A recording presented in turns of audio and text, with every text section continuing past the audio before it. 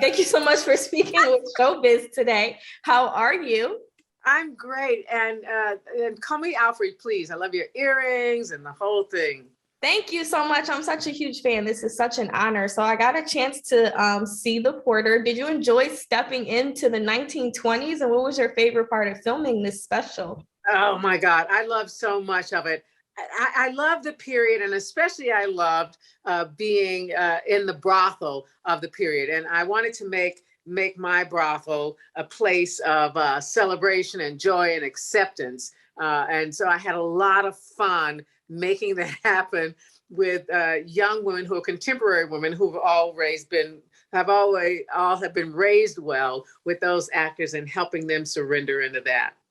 There are a lot of different themes and takeaways in the project. There is, things about friendship. Obviously, the whole lifestyle is infused into it. What do you want viewers to take away from watching this? What lessons or themes would you personally like to impart on them?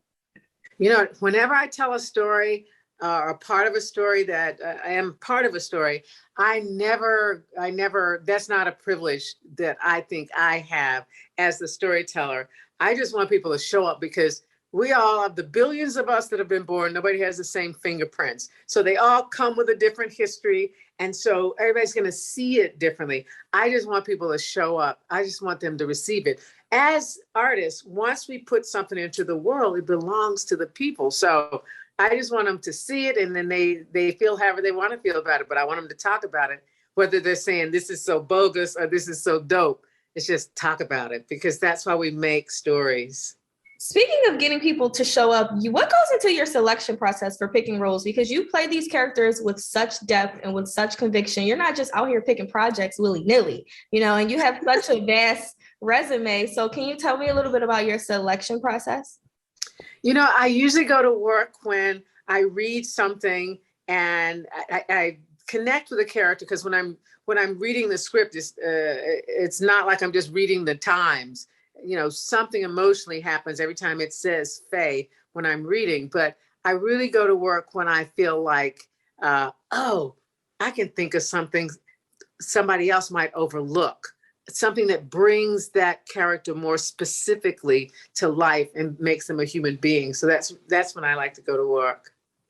And a personal favorite of mine, out of all of the projects that you've done, I will always love Down in the Delta. I'll always love Holiday Heart, especially because your character in Holiday Heart, my mother's name is Wanda. So of course I would love that. But what has been your favorite and do you think most impactful role?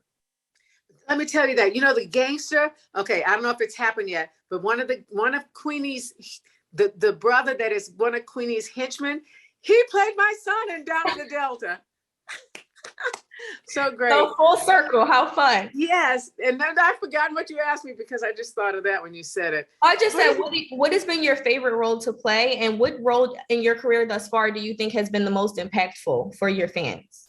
Well, I don't know impactful, because every time I meet somebody, they all say a different thing and what it meant to them when they saw it in their life. So I got fans that run the gamut. But we talked about Wanda, Loretta, Down in the Delta, Holiday Heart. I love Juanita, which I just did. Yes, that was fun. That my husband wrote for me. I loved Mariah, Dillard Stokes, and Luke Cage. I love Fayana that we just did for The Porter. So yeah, and I think you get the drift. Popeye Jackson in Miss Firecracker. I really like to be around complicated people who are a little irreverent, that have joy, people that are not safe, people that, basically are not letting other people's opinion of them affect how they are. Some of the pieces have been dramatic, but I think there is humor in life. Human beings are humorous. So I always find that no matter how dramatic a situation is that I'm portraying, is there's, finding those moments, natural moments that are humorous. And before I let you go, I just have one more question. You mentioned that while working on this project that we're talking about, as far as The Porter, that you really loved working with the younger actors that were on set. So what takeaways do you feel like they're getting from you having such experience in the industry? And is it a joyful experience for you to share all of your knowledge while still, you know, being part of what's current at the same time?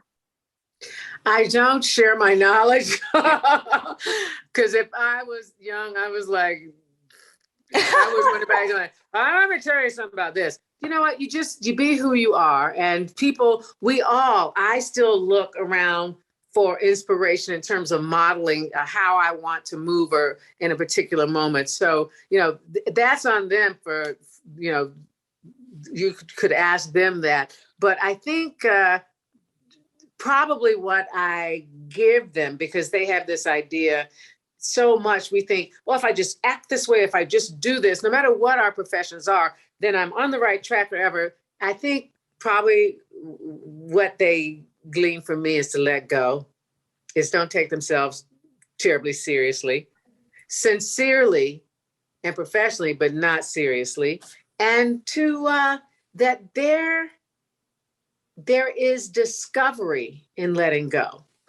Leave the self-consciousness behind, let go and bring each other along together. You're not in this by yourself. Well, thank you so much for talking with me today. It was such an honor. And I look forward to watching what other projects you have coming down the pipeline. Good luck with everything. Thank you, Brenda. It's a joy to see you.